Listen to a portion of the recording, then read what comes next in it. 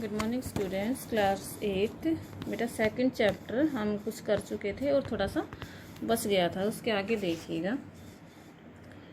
तो जब कई सालों बाद लेखक जब बदलू काका के घर जाता है तो वहाँ के हालात देखता है और फिर उससे मिलता है। तब क्या कहता है कि नमस्ते बदलू काका। मैंने कहा नमस्ते भैया। उसने मेरी नमस्ते का उत्तर दिया और उठकर खाट पर बैठ गया, परंतु उसने मुझे पहचाना नहीं और देर तक मेरी ओर निहारता रहा।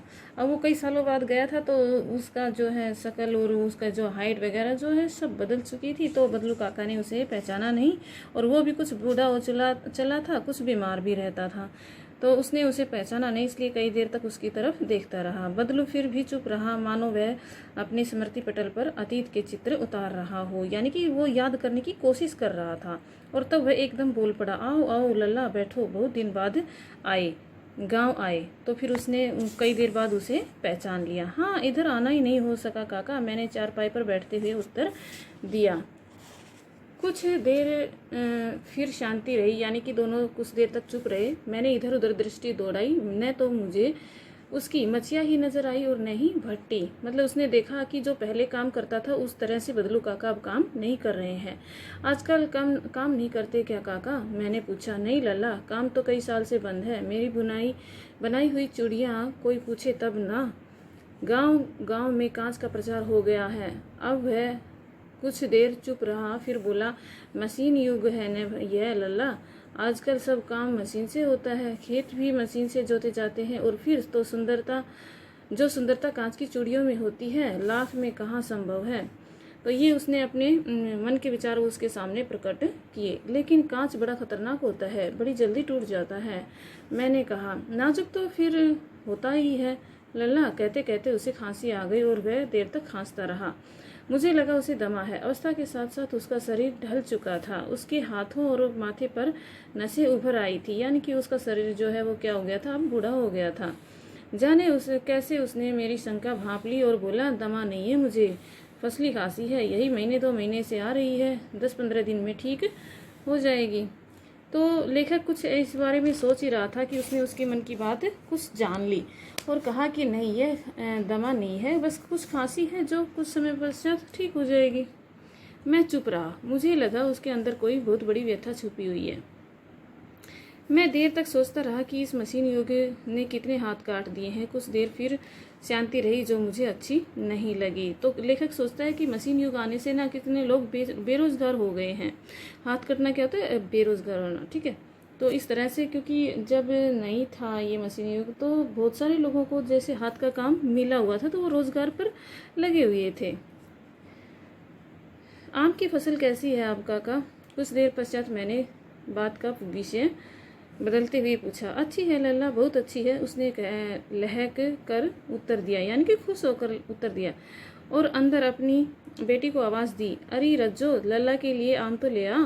फिर मेरी ओर मुखातिब होकर बोला, माफ़ करना लल्ला, तुम्हें आम खिलाना तो भूल ही गया था।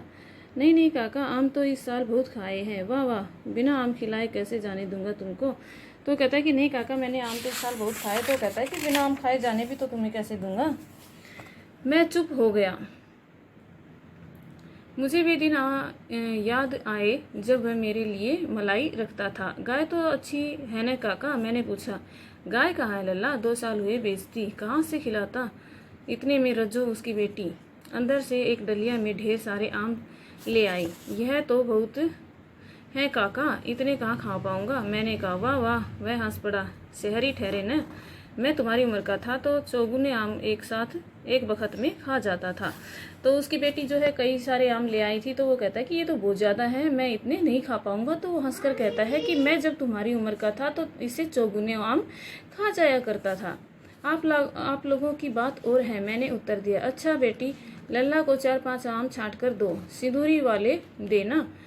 लल्ला कैसे हैं? इसी साल यह पेड़ तैयार हुआ है। रजो ने 4-5 आम अंजुली में लेकर मेरी ओर बढ़ा दिए। आम लिए उसने हाथ बढ़ाया तो मेरी निगाह एक क्षण के लिए उसके हाथों पर टिक गई। गोरी गोरी कलाइयों पर लाख की चूड़ियाँ बहुत ही फब रही थी मतलब बहुत अच्छी लग रही थी। बदलू ने मेरी दृष्टि देख ली और बोल पड़ा, आखिर यही आखिरी जोड़ा बनाया था जमींदार साहब की बेटी के विवाह पर। 10 आने पैसे मुझे दे रहे थे।